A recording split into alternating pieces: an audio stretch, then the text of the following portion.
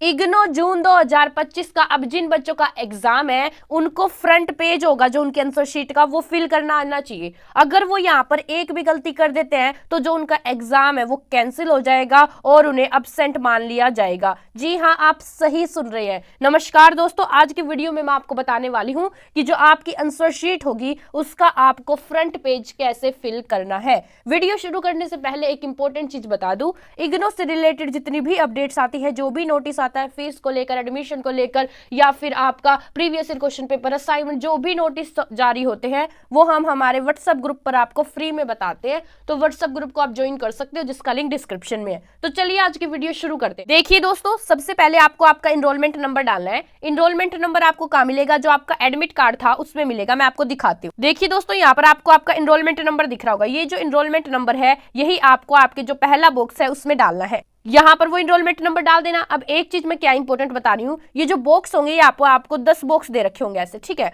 अगर आपका 10 नंबर का एनरोलमेंट नंबर है तो आप स्टार्टिंग से डालोगे, एंड तक डलेगा। बट अगर आपका 9 नंबर का एनरोलमेंट नंबर है तो आपको शुरुआत स्टार्टिंग से ही करनी है। ये बात मेरी ध्यान में रखना। और जो लास्ट वाला बॉक्स होगा उसमें आपको क्रॉस लगाना है। ऐसा मत कर देना कि फर्स्ट बॉक्स में क्रॉस लगा के फिर लिख रहे हो, नहीं, फिर आपका पेपर कैंसिल हो जाएगा। आपको लास्ट वाले बॉक्स में क्रॉस लगाना है और शुरुआत हमेशा स्टार्टिंग से ही करनी है।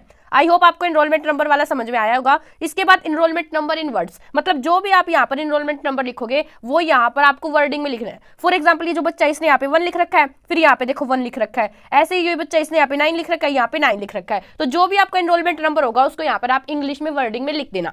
इसके बाद आपको यहाँ पर जो आपका एग्जामिनेशन सेंटर रोल है, मतलब कि जहां पर आप एग्जाम दे रहे हो उसका यहाँ पर आपको कोड लिखना है, ठीक है। इसके बाद आपको यहाँ पर क्या करना है, यहाँ पर आपको डे और डेट लिखना है। मतलब कौन सा डे है उस दिन, मंडे है, ट्यूसडे है, वेडनेसडे है, थर्सडे है, वो लिखना है। कौन सी डेट है, 12 तारीख है, 13 तारीख है, 14 तारीख है, 15 तारीख है, वो चीज यहाँ पर लिखनी है। उसके बाद आपको यहाँ पर प्रोग्राम कोड अब यहाँ कहाँ पर मिलेगा? जो आपका एडमिट कार्ड है उसी में आपको प्रोग्राम कोड मिलेगा। मैं दिखाती हूँ।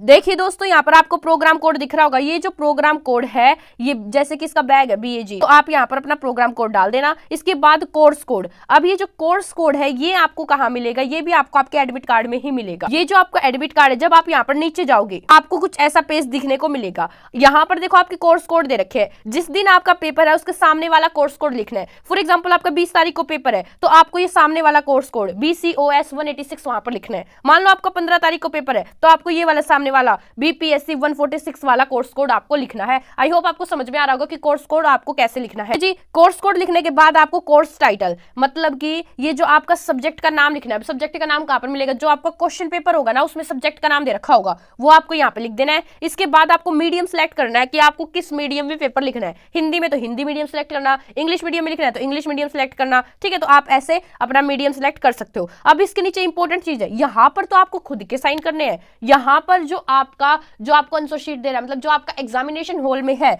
उसको यहाँ पर साइन करने हैं। जो आपका इन्विजिलेटर है उसको यहाँ पर साइन करने हैं। और फिर एक सबसे इंपॉर्टेंट चीज, यहाँ पर ना बच्चों मोहर लगेगी, ठीक है। अब किसकी लगेगी? जो आपका एग्जामिनेशन सेंटर है वो खुद लगाएंगे यहाँ पर। तो तुम्हें ये बात ध्यान रखनी है कि तुम्हारी ये मोहर लगी है या नहीं। अगर ये मोहर तुम्हारी आंसर शीट पर नहीं होगी तो तुम्हें अब्सेंट माना जाएगा और तो तुम्हारा एग्जाम होगा, मतलब जो तुम्हारी आंसर शीट होगी उसे चेक ही नहीं किया जाएगा। इसलिए बहुत ज्यादा इंपॉर्टेंट है। और एक चीज और बता दूं लास्ट में, तुम्हें यहाँ पे तुम्हें एक ऊपर नंबर दे रखा होगा, तो वो जो भी टीचर होगा, जो भी तुम्हारे एग्जामिनेशन हॉल में होगा, वो तुम्हें वहां पर एक पेज देगा, एक लिस्ट टाइप की देगा, उसमें तुम्हारा ये कोड लिख रखा होगा। तुम्हें अपना ये कोड ढूंढना है और उसके आगे साइन करने हैं, ठीक है।